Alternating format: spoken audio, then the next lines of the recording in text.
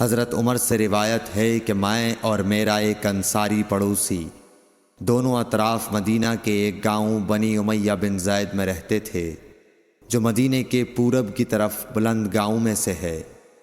ہم دونوں باری باری حضرت صلی اللہ علیہ وسلم کی خدمت شریف میں حاضر ہوا کرتے تھے۔ ایک دن وہ آتا، ایک دن میں آتا۔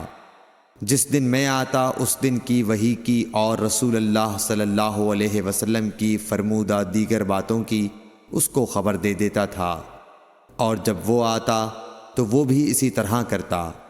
تو ایک دن وہ میرا انصاری ساتھی اپنی باری کے روز حاضر خدمت ہوا۔ جب واپس آیا تو اس نے میرا دروازہ بہت زور سے کھٹکھٹایا اور میرے بارے میں پوچھا، کیا عمر یہاں ہیں؟ میں گھبرا کر اس کے پاس آیا۔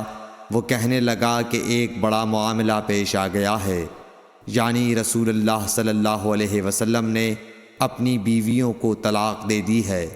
پھر میں اپنی بیٹی حفصہ کے پاس گیا، وہ رو رہی تھی۔ میں نے پوچھا، کیا تمہیں رسول اللہ صلی اللہ علیہ وسلم نے طلاق دے دی ہے؟ وہ کہنے لگی، میں نہیں جانتی۔ پھر میں نبی کی خدمت میں حاضر ہوا۔ میں نے کھڑے کھڑے کہا کہ آپ نے اپنی بیویوں کو طلاق دے دی ہے؟ آپ صلی اللہ علیہ وسلم نے فرمایا، نہیں، یہ افواہ غلط ہے۔ تب میں نے تعجب سے کہا، اللہ اکبر، اللہ بہت بڑا ہے۔ صحیح بخاری، حدیث نمبر 89۔